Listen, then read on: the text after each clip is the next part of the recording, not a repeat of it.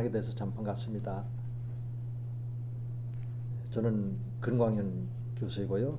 여러분들과 함께 한 학기 동안 조이신학 개론을 통해서 성경에 있는 하나님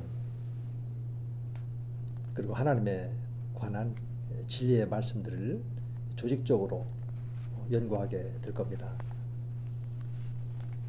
하지만 오늘 강의가 원격 강의로 시작되는 것은 여러분들이 잘 아시다시피 지금 국가적으로 신종 코로나19 바이러스로 인해서 전염병이죠. 그래서 많은 사람들이 지금 확진자가 발생하고 있고 또 사망자도 일어나고 있고 안팎으로 참으로 힘들고 어려운 시기이니만큼 그래서 저희들이 개강도 2주간 연기가 되어지고 또 집단적인 그런 강의 이것이 이제 어려워서 원격 강의로 대체하게 되었습니다. 아마 여러분들도 이 강의를 들으시는데 무척 힘들고 어려우실 것입니다. 그 점은 송구스럽게 생각하고 또 이 원격 강의가 끝나고 나면 서로 얼굴과 얼굴을 대하여 강의를 하게 될 때 기쁘고 또 즐거운 마음으로 또 우리 여러분들이 충분히 질문하고 싶은 그런 내용들이 있을 때 기꺼이 질문에 답을 해드리면서 친밀감 있는 그런 강의가 되도록 더 노력을 하겠습니다. 우선 그 강의 계획서에 따른 교과목의 개요와 또 목표, 또 강의 주제, 그리고 주 교재나 과제물, 평가들에 대해서 간략하게 말씀을 드리겠습니다. 조이신학 개론의 강의 개요는 다음과 같습니다. 조이신학 개론은 성경 그리고 삼일체론, 인간, 죄, 구원, 그리스도, 성령, 교회 그리고 종말에 관한 침례교회의 가르침을 소개하며 때로는 이제 논쟁적인 교리가 있는데 그런 교리에 대해서는 성경 말씀을 통해서 그 답을 제시해 줄 것입니다. 단순한 교리적인 논쟁으로 끝나는 것이 아니라 그 논쟁이 어떤 의미를 가지고 있고 또 그에 대한 해결책은 무엇인지 이것을 성경에서 찾아보자는 것이죠. 다시 말해서 성경적인 조이신학을 여러분들과 함께 나누고 싶다는 이야기입니다. 그리고 강의의 목표로는 조이신학 개론 강의는 신학과 학생들로 하여금 진리이신 예수 그리스도를 인격으로 만나게 된 그러므로 이 중생과 또 자유를 얻고 또 이 점에 대해서 또 확신을 가질 수 있도록 도와드리고 또 목회자와 또 기독교 지도자로서 지적인 자질을 갖출 수 있도록 제가 여러분들을 돕기 위한 것입니다. 이 조이신학 강의를 잘 준비를 해서 여러분들이 목회 현장에 가면 설교뿐만 아니라 가르침에 소중한 내용들이 있거든요. 조이신학을 잘 하게 되면 가르치는데 큰 어려움이 없이 또 성도들이 궁금해하는 말씀들에 대해서 여러분들이 잘 또 섬길 수 있을 것입니다. 그리고 출결석 처리 문제인데요.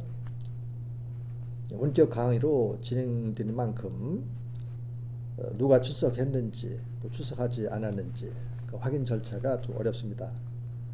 그래서 이 강의를 들으시고 여러분들이 이 강의 듣고 소감문을 작성을 해서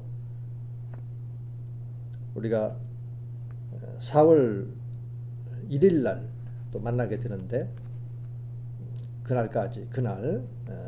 그날에서 4월 3일까지 이제 3일 4월 1일 또 2일 또 3일 그 기간까지 소감문을 제게 제출해 주시면 됩니다. 분량은 뭐 제한을 두지 않겠습니다. 한 반매 정도, 많게는 한 매 정도 써서 제출해 주시면 좋겠지만은 이것은 성적과 관련된 것이 아니고 출결 체킹을 위한 과정이니까 들으시고 1주차 그리고 또 다음 주에는 또 2주차 그래서 2번 소감문을 제출해 주시면 출석으로 이렇게 처리가 됩니다. 그리고 주 교재는 제가 만든 미출간 강의안입니다. 근광현 저 신약교회의 조직신학이라고 타이틀을 가지고 이제 강의안을 제가 만들었는데 이 강의안은 우리 학교 강의동 있지 않습니까? 강의동 그 1층에 그 복사실이 있습니다.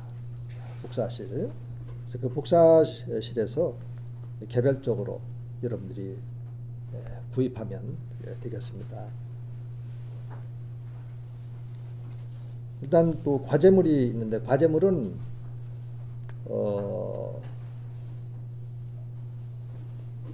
두 개를 여러분들에게 제시를 했습니다. 또 우리가 대학 평가를 눈앞에 두고 있고 또 교과부에서 원하는 평가 방식이 있다 보니까 두 과목 이상으로 과제물을 제시하도록 되어 있고 그래서 두 과목만 이렇게 드렸습니다. 먼저 한 과목만 이렇게 말씀을 드린다면 이 조신학 이 개론은 분량이 참 많고 또 내용의 깊이도 있기 때문에 여러분들이 이제 한 학기 동안 한 파트별로 조신학 강의가 진행되다 보면 전체를 파악하기가 쉽지가 않습니다. 그래서 제 교재의 뒤에 보면 부록이 있어요. 그 부록에 조신학 입문이라고 하는 것을 이제 제가 써서 지금 신학 입문 책에 들어가 있는 내용인데 이 부분을 여러분들이 읽고 A4용지 3매로 요약하면 됩니다. 어렵지 않습니다. 또 교재에 이게 나와 있고 하기 때문에 그렇게 해서 정해진 그 날짜에 이제 4월 초거든요. 여러분들이 제게 제출해 주시면 되겠습니다. 나머지는 강의 계획서를 참조하시면 되겠고요. 또 평가에 대해서도 일반적으로 이제 신학대학원에서는 절대평가를 합니다. 하지만 학부에서는 이렇게 상대평가를 하도록 그렇게 되어 있습니다. 제가 강의 계획서 안에 놓아놨으니까 참조하시면 좋겠습니다. 자, 이제 이 시간 함께 나누고 싶은 내용은 일반적으로 이제 조신학을 우리가 공부할 때 조신학의 서서를 다루게 됩니다. 그리고 이제 조신학 소설에서는 저자의 어떤 경향성들이 각기 다른데, 어떤 분들은 일반적인 그런 사상들, 철학적인 이런 것들을 다루면서 조신학을 좀 뭐라 할까요? 철학적인 조신학으로 가는 분들도 있고, 또 그렇지 않은 경우는 이제 일반 상식적인 차원에서 그런 철학적인 어떤 원리나 관점들을 제시를 하고, 그리고 이제 본론에서는 성경적인 그런 조신학을 하는 분들도 있고 그래요. 근데 저 같은 경우는 이제 후자에 중점을 두고 있습니다. 거기에다가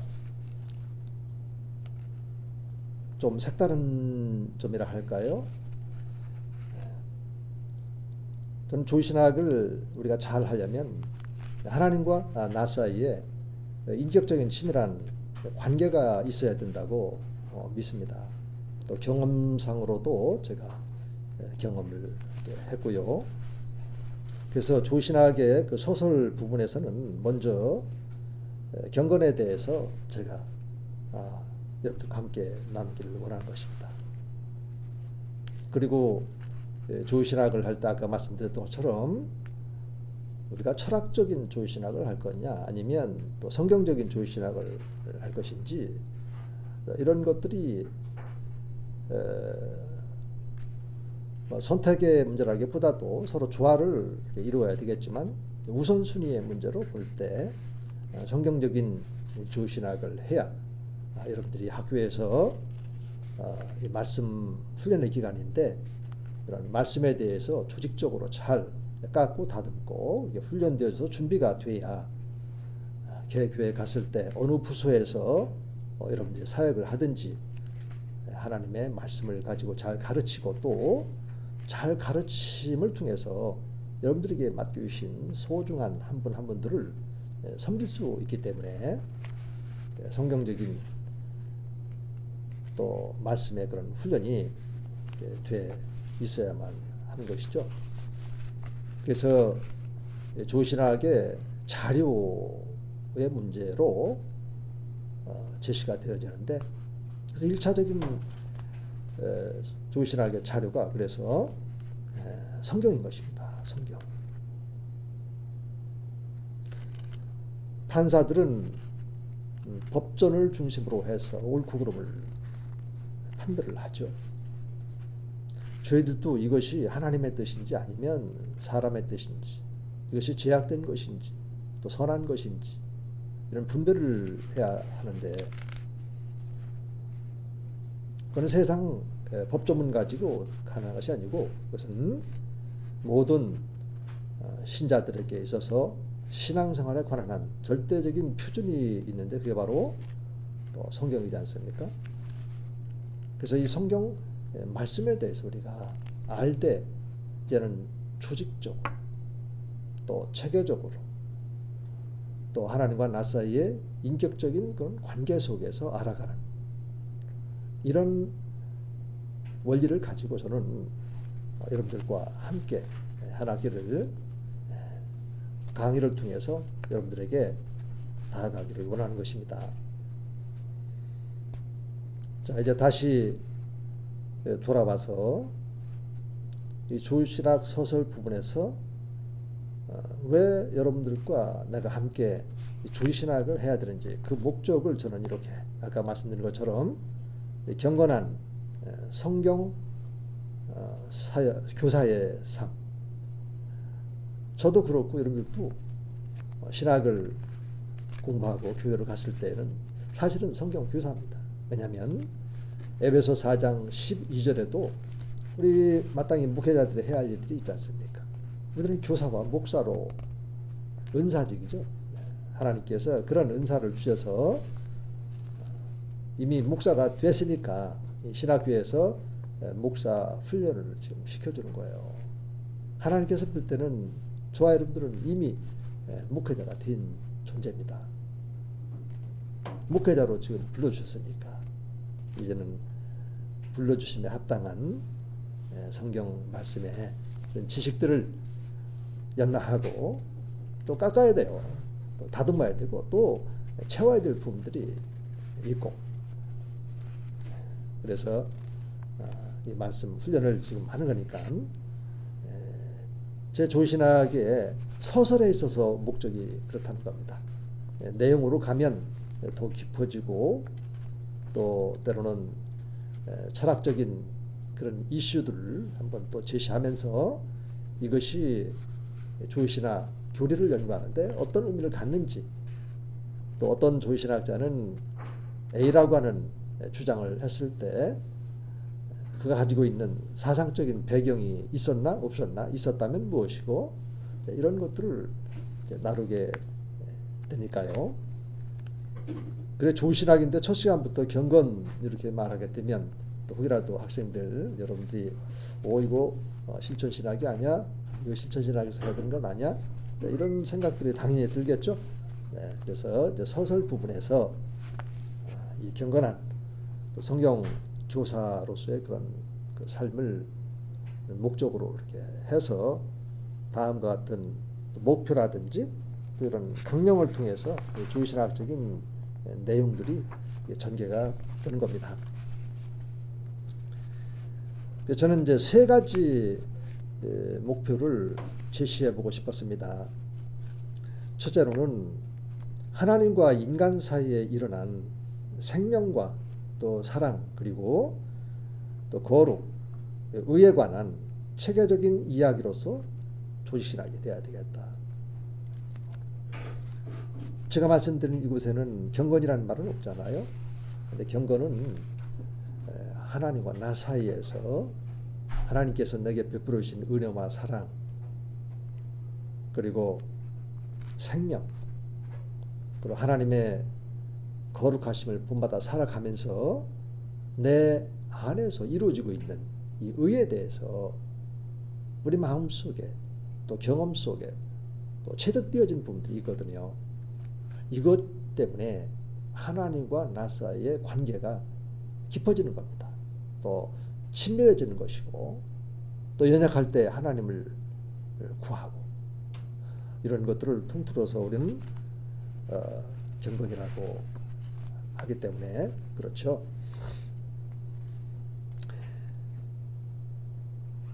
자, 우리 하나님께서는 영입니다. 우리 예수님께서도 말씀하셨죠. 아버지는 영이시니까 살과 뼈가 없다. 하지만 나는 살과 뼈가 있느니라. 그럼 하나님은 영이시다. 그래서 예배하는 자가 영과 진리로 예배할 자를 찾으시는 분이라고 그렇게 주님께서 또 말씀하셨습니다. 여러분, 그렇다면 영은 무엇일까요? 흔히 우리가 사용하고 있지만 막상 대답을 하려면 선뜻 답이 나오지 않는, 저도 그랬습니다. 요한복음 6장 63절에 보면 영 곧 생명이라고 말씀하셨어요. 그래서 인간론에서 우리가 다루게 됩니다만은 인간은 구성 요소가 크게 영혼, 몸 이렇게 구성이 돼 있었거든요. 최초의 사람 아담에게 그랬습니다. 범죄하기 이전의 아담은 영혼 그리고 몸 이렇게 되어 있습니다. 각기 구별되어 있죠. 전 인격이기 때문에 영혼, 몸이 서로 분리가 되면 그거는 이제 죽음을 말하는 거니까, 나 살아 있을 때의 이 관계는 전 인격적인 관계입니다. 영혼, 몸. 그런데 이 영은 영어로 스피릿, 대문자 스피릿 쓰고, 그리고 범죄한 이후부터는 대문자 스피릿과 또 소문자 스피릿 차이가 있죠. 대문자 스피릿은 하나님은 영이시니 하나님을 표현할 때 대문자로 표기를 하고, 또 우리 안에 예수 그리스도를 주인으로 영접하게 되면 우리 안에 그분과 나 사이에 관계가 있죠. 또 어떤 경외하는 이런 감정도 있고, 때로는 은혜에 대해서 감사하는 이런 마음도 있고, 또 그분께서 내게 베풀어 주신 그 사랑을 느낄 때, 그리고 체험할 때 그분에 대한 절대적인 신뢰 감정, 또 그분을 사랑하는 그런 마음들, 이런 마음들을 하나의 그 어휘로 표현을 한다면 성경은 심령이라고 하는 겁니다. 그때 그 심령은 소문자 스피릿으로 표기하고, 또 어떤 경우에는 NIV 이런 데 보면 마인드로 이렇게 표현하기도 했더군요. 근데 일반적으로 스피릿 이렇게 표기를 합니다. 그리고 혼은 소울. 그러면 이 소울과 이 대문자 스피릿과의 그런 차이점은 어떤 차이가 있냐면, 대문자 스피릿, 다시 말해서 영 곧 이 하나님이시니까 그 스피릿은, 대문자 스피릿은 생명의 근원, 생명의 근원이라는 뜻을 가지고 있어요. 그리고 소울은 생명의 주체라는 뜻을 가지고 있습니다. 그러면 하나님께서 아담을 창조하실 때에도 그냥 하나님께서 흙으로 빚어서 아담을 창조하는 것이 아니고, 생기를 불어 넣어서 생영, 살아있는 존재, 리빙 빙으로서의 아담을 하나님이 창조하시죠. 그 하나님의 형상, 이 하나님의 형상이라는 일차적인 뜻은 하나님의 성품이에요. 그리고 구체적으로 신약에서 하나님의 형상은 바로 그 예수 그리스도라고 그랬습니다. 또 빌립보서의 1장 8절과 2장 5절에도 보면은 그리스도의 심장을 가져라, 그리고 그리스도의 마음을 가져라. 또 베드로후서 1장 4절에도 보면 우리가 신의 성품에 참여하도록 되어 있고, 자, 이렇게 이 생명의 근원과 생명의 주체는 서로 뗄래뗄 수 없는 그런 관계 속에서 하나님이 최초의 사람 아담을 만들었거든요. 하나님께서 몸을 빚으시고, 그리고 혼을, 그 다음에 또 영을 이렇게 불어넣어 주신 것이 아니고, 몸 그리고 생기, 그것은 이제 호흡 혹은 생명이라고 하는 것이죠. 그렇습니다. 하나님은 영이기 때문에 생명이세요. 근데 범죄하기 전 아담의 그런 혼은 살아있었다. 그런데 범죄했잖아요. 우리들도 죄와 허물로 다 죽어 있었잖아요. 그럼 무엇이 죽어 있었다는 얘기가 될까요? 그래서 생명 대신 그 예수 그리스도가 믿음으로 말미암아 우리 안에 지금 영접이 되어져 있고, 그래서 이 우리들의 그 생명의 주체는 생명의 근원자이신 예수 그리스도가 우리 안에 내주하심으로 말미암아서 저와 여러분들은 다시 산 자들이 되어진 겁니다. 그래서 하나님과 저 그리고 여러분들 사이에 깊은 어떤 관계가 새롭게 지금 성립이 되어졌는데, 그게 바로 생명의 관계 속에 들어갔다는 얘기죠. 그러니까 이런 말씀의 원리를 알고, 이것이 내 마음 속에서 또 내 생각 속에서 이런 하나님에 대한 절대적인 신뢰감, 생명의 주체인 나의 혼이, 다시 말해서 영적이고 정신적이고 도구적이고 사회적이고 책임적이고 또 다스리고 또 창조적인 이런 것들을 우리 인간들은 할 수 있어야 되는데, 근데 범죄한 이후에 인간은 그거를 긍정적으로 하나님 마음에 합하게 그렇게 살 수가 없다는 얘기죠. 왜요? 죄 때문에. 그래서 죄가 없으신 우리 예수 그리스도, 우리 하나님께서, 하나님이신 우리 예수 그리스도께서 우리 안에 오셔서 우리 하나님의 그런 형상으로 오셔서 잃어버렸던 그 하나님의 형상을 회복시켜 주시고, 또 예수님과 나가 영적으로 생명적인 연합을 이루게 해주시고, 이렇게 해서 그분과 나 사이에 깊은 친밀한 그런 관계 속에서 살아가는 거니까, 저와 여러분들은 생명의 근원자이신 삼위일체 한 분 하나님과 또 생명의 주체 하나님의 형상을 회복한 우리가 서로 어떤 그 관계 속에 지금 묶여져 있다는 사실을 꼭 기억하시고, 그것이 생명과 또 사랑의 관계, 그리고 거룩함의 관계, 의의 관계, 이거를 우리 마음속에 잘 이제 바탕으로 삼고, 앞으로 저와 함께 6개월 동안 강의를 하면서